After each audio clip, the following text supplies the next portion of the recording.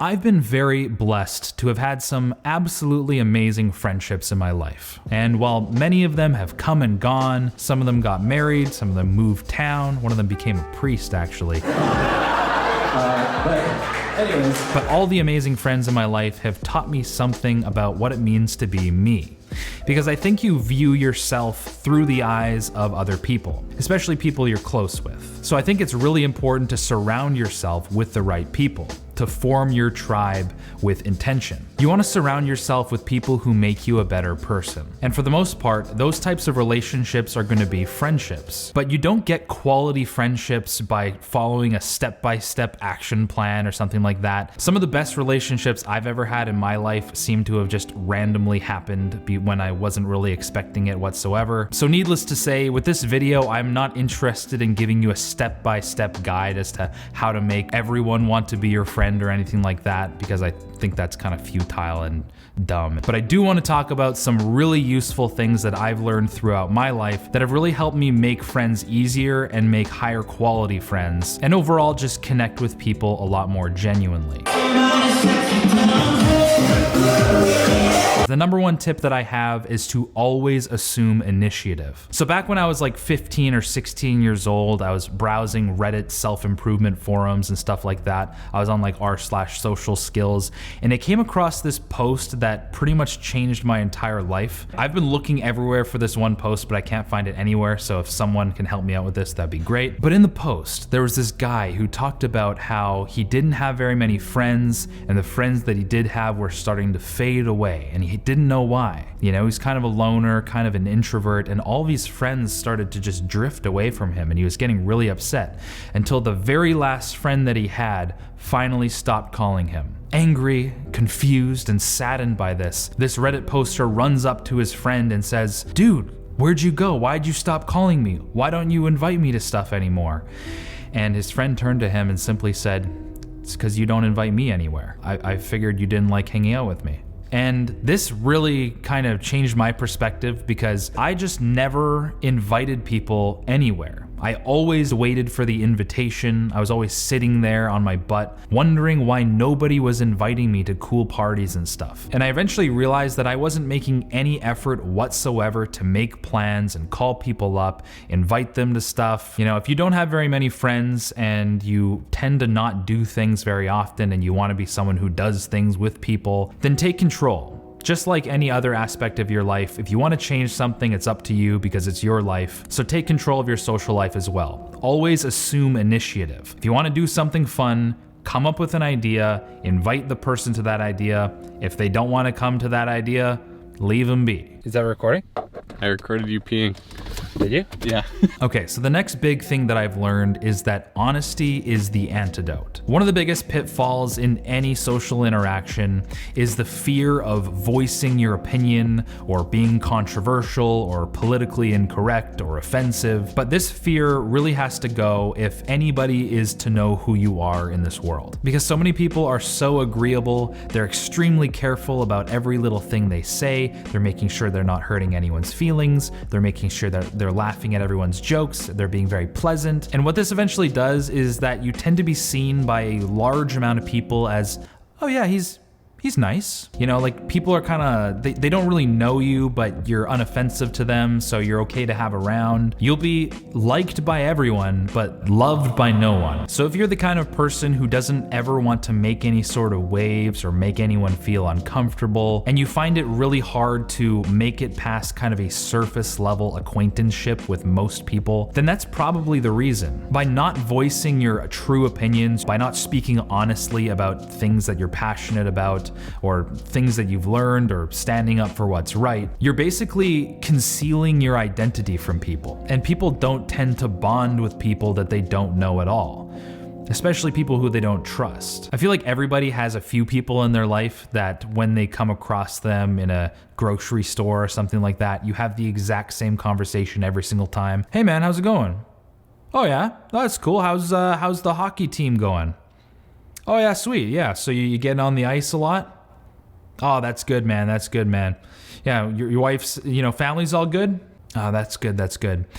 Well, I'm gonna let you go. I gotta get running, but great running into you. I'll see you some other time. I feel like I have that conversation with like 8 to 10 people in my life. Usually just like people I play hockey with or something like that. So I'm not saying you need to get past that stage with every single person that you meet in this world and form deep friendships with everybody you lock eyes with. But what I am saying is that if you're interested in forming deeper relationships with people, then you have to be willing to kind of break out of that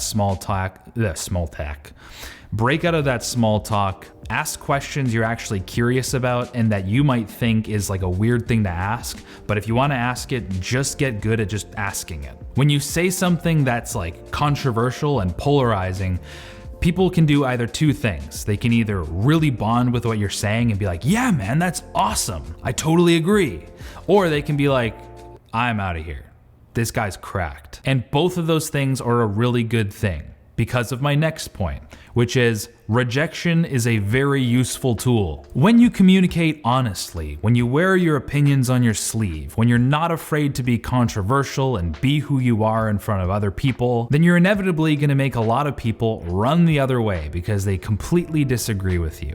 And that's a very good thing because you can find out very quickly who the people who are actually staying are. And the people who are staying are probably people who you can actually bond with. And I was thinking about this the other day because I think rejection is like an inevitable thing that always happens if people are incompatible. And it can either happen right away or it happens very gradually over the course of a very painful and toxic relationship. A quick rejection is one where one person starts talking and the other person starts talking, you don't vibe with that person at all, so you kind of go the other way and you never talk with that person again.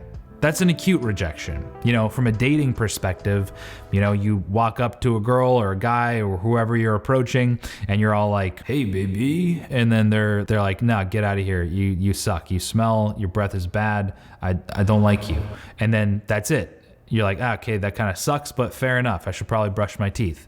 That's an acute rejection, and you never have to talk with that person again. But that's what happens when people are being honest. They're saying what they mean. One person's like, hey, I'm interested in bonding with you. The other person's like, no, go away. And then they split up. I think that's absolutely perfect. It's honest communication, clear-cut results. But a gradual rejection is something that people don't really think about a lot. And I think it's when two people are incompatible, but neither of them are very good at communicating honestly.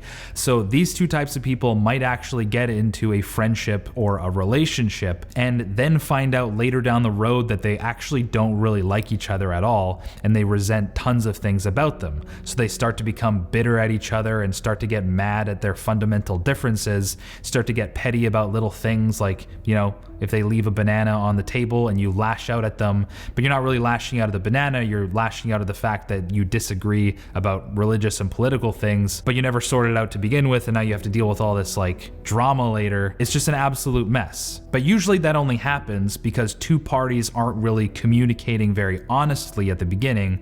They can't see the differences right off the bat, evaluate them, and then realize, you know what, this person's so much different than me. This is probably going to cause a lot of pain and turmoil down the road, so I'm just going to split before it gets too deep. So if someone's incompatible with you, rejection will happen no matter what. It can either happen right away or way down the road. So opt for honest communication and quick rejection.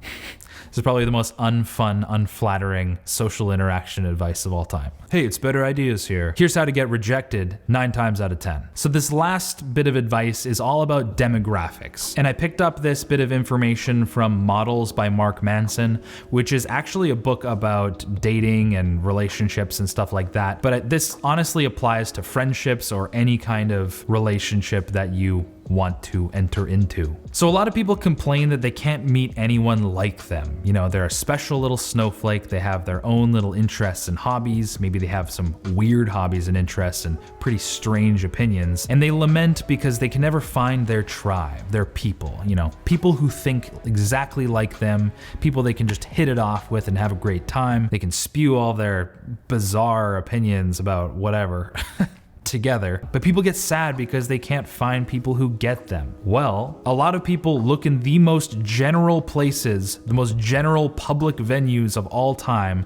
for their soulmate, their best friend. They're not actually evaluating what interests they have, what values they hold, and going to the places where those people exist. You know, you want to increase your chances of finding people that you connect with.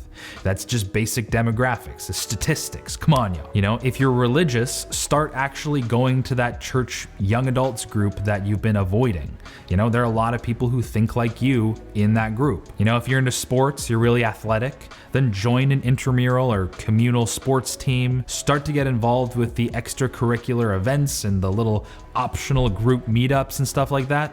Go where your people are. There are people who share your hobbies and your passions. Go there. But sometimes you might not have a crazy proficiency in every single one of your hobbies, so you're afraid that if you go to one of those group meetups, like a photography club, everyone's gonna laugh at you because you suck. You know, you're not good at all. You should probably put down the camera and never take a picture again. But luckily, if you use today's video sponsor Skillshare, that'll never happen to you. Skillshare is an online learning community with thousands of classes covering dozens of topics. Everything from photography to cinematography to cooking to coding, even how to hone your voice online with Nathaniel Drew, which is the class that I've most recently taken. And it's honestly such a great class, especially for people who have been dabbling with the idea of starting a YouTube channel or a blog. Maybe you see some of your favorite YouTubers and you think to yourself, maybe I can do that. Well, a great place to start to give you the right tools and mindset to be able to tackle that obstacle is Nathaniel Drew's class. His class, like so many other classes on Skillshare, are designed to be extremely practical. So whatever you learn on Skillshare, you can easily apply it to your real life pursuits. And it's so affordable, especially when you compare it to in-person classes and workshops. If you pay for the annual membership, it comes in at less than $10 a month. And Skillshare is doing this awesome thing where for a limited time only, if you use my link in the description below, you click it, you get a free trial to Skillshare Premium, which means right now, if you click the link, you can check out Nathaniel Drew's class for free, as well as all the other classes on Skillshare. So make sure you take advantage of that link, learn something new, explore your creativity, and as usual, have a great time. If you like this video, make sure to hit like, because when you hit like, the algorithm blesses me and it shoves my bald head into other people's homepages, helping them out, potentially helping them make friends and stuff, and helps me out too, so it's kind of a win-win for everybody. So if you just hit that like, the world is a better place instantly. If you're lurking here and this is the billionth time that you've seen my face and you haven't hit subscribe yet, make sure to hit subscribe and hit the bell icon so that you get notified when I upload new content. We also have a Facebook page, an Instagram page, a subreddit, and I just did a subreddit reaction video on my second channel. I'll put the link in the description so you can check that out. If you haven't noticed already, actually the backdrop kind of looks like my old place, but I'm in my new place now, getting some stability. There's another video coming out like less than a week from now, 2 weeks from now. There's also lots of activity on the second channel coming up, but there also has been a little bit before. So if you need more content and better ideas isn't enough and you want to see me more, go to the second channel where there's more content.